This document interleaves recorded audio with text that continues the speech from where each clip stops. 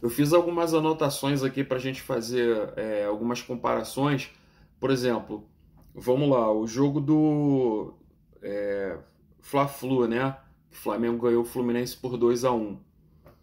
O Flamengo jogou com o Hugo Souza no gol, na lateral direita o Mateuzinho, na zaga Rodrigo Caio pela direita e Davi Luiz pela esquerda. O lateral esquerdo foi o Ayrton Lucas.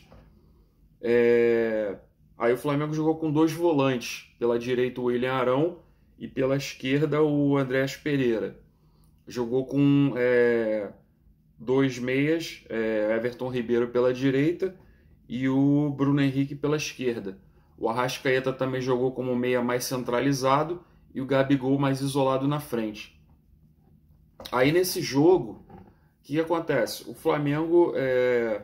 O Fluminense foi superior nos números, né? O Fluminense ele teve 17 chutes ao gol, 17 chutes no total, né, contra 7 do Flamengo.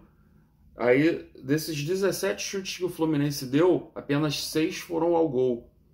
E o Flamengo, desses 7 chutes que ele deu, 3 foram ao gol. Ou seja, nesse jogo o Flamengo foi mais eficiente, foi mais preciso que o Fluminense, né? Chutou menos vezes, mas teve mais direção ao gol. E aí o Fluminense teve um percentual de posse de bola muito mais alto que o Flamengo, teve 63% contra 37% do Flamengo. O Fluminense deu 505 passes contra 302 do Flamengo. E aí o Fluminense teve uma precisão de 86% desses passes. Dentro de 100%, o Fluminense teve 86%. É uma alta precisão dos passes, né? O Flamengo teve 76%. Ou seja, o Flamengo ainda foi inferior ao Fluminense também nos passes. Nas faltas, o Flamengo cometeu mais faltas que o Fluminense. Foram 16 faltas do Flamengo contra 9 do Fluminense. O Flamengo recebeu 5 cartões amarelos contra 3 do Fluminense. Um cartão vermelho para cada um. 4 impedimentos do Flamengo contra 2 do Fluminense. 2 escanteios para cada um.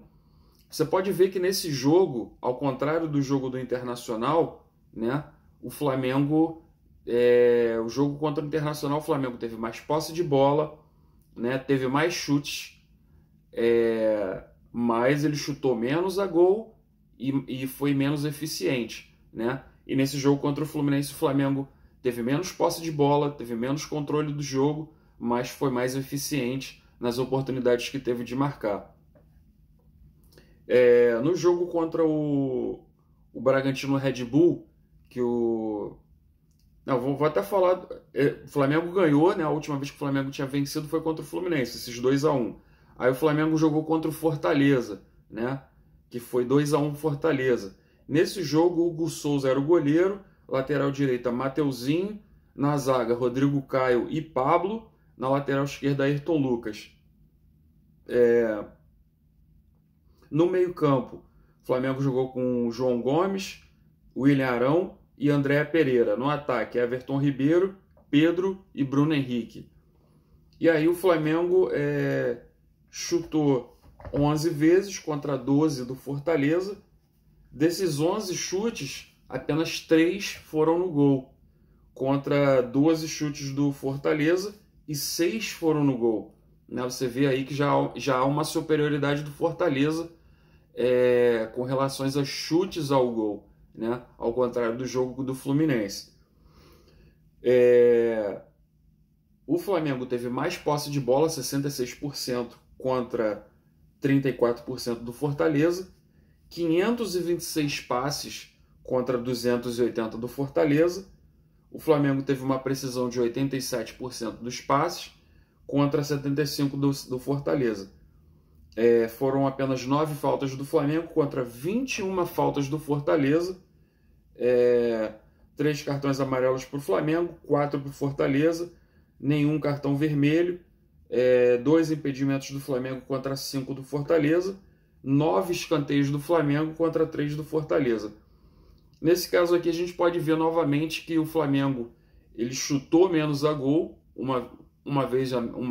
foram 11 contra 12 do Fortaleza, só que o Flamengo só chutou três vezes, o Flamengo chutou 11 vezes. Dessas 11, apenas 3 vezes ao gol, contra 12 chutes do Fortaleza, e desses 12 foram 6 no gol, né?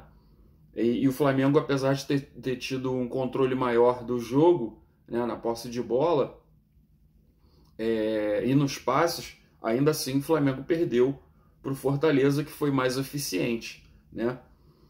Então, depois desse jogo, nós tivemos o jogo contra o Bragantino Red Bull, onde o Bragantino ganhou por 1-0. Né? O Bragantino teve um jogador expulso, né? Mas mesmo assim conseguiu sair com a vitória.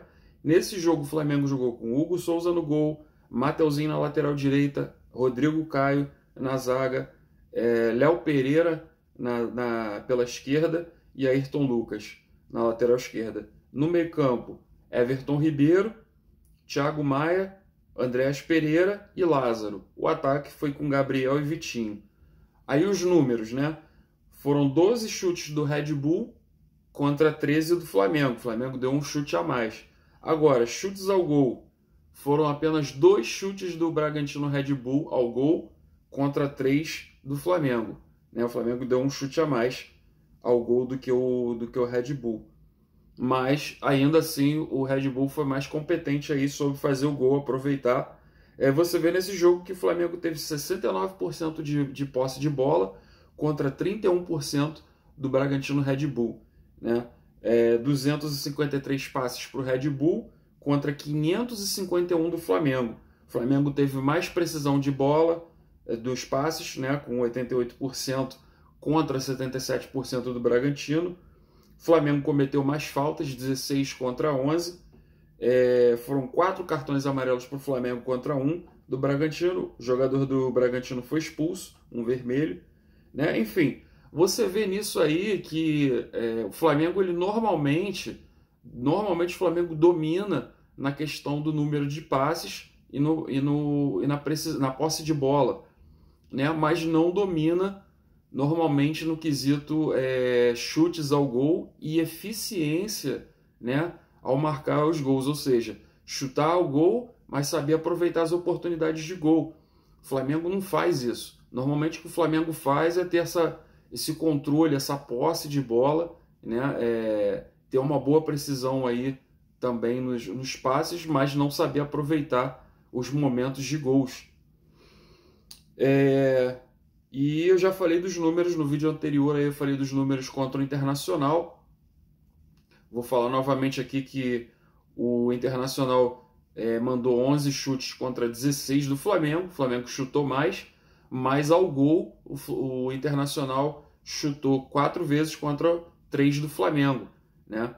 E aí o Internacional soube ser mais eficiente que o Flamengo, onde eu digo para vocês que o Flamengo tem jogadores aí, tem atacantes que são muito bem pagos, né, para perderem essas oportunidades de gols, né?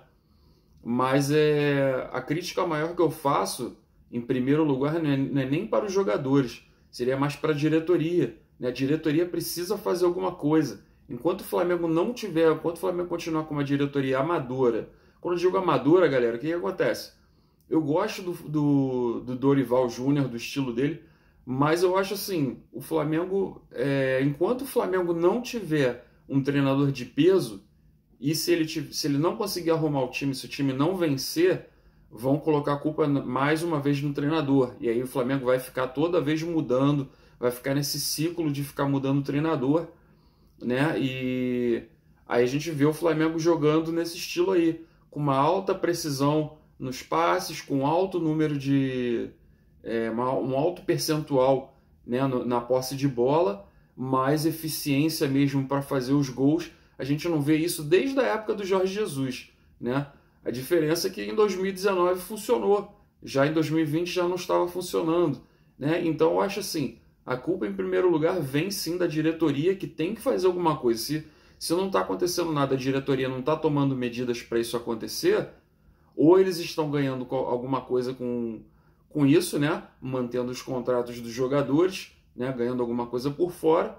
Ou, amigo, tem que fazer, como eu falei, tem que fazer igual fizeram com o Botafogo, né? Fazer uma contratação mais séria, mais profissional, para que o Flamengo possa continuar lutando aí, continuar vencendo, porque o que não dá é pagar altos salários para os jogadores e ver o time não render, né? Quando eu digo não render, se fossem derrotas aí para times mais fortes, considerados mais fortes, né, como o Palmeiras, né, o Atlético Mineiro, eu nem falaria tanto, né? Mas outros times aí que você vê que o salário deles é mais baixo, né?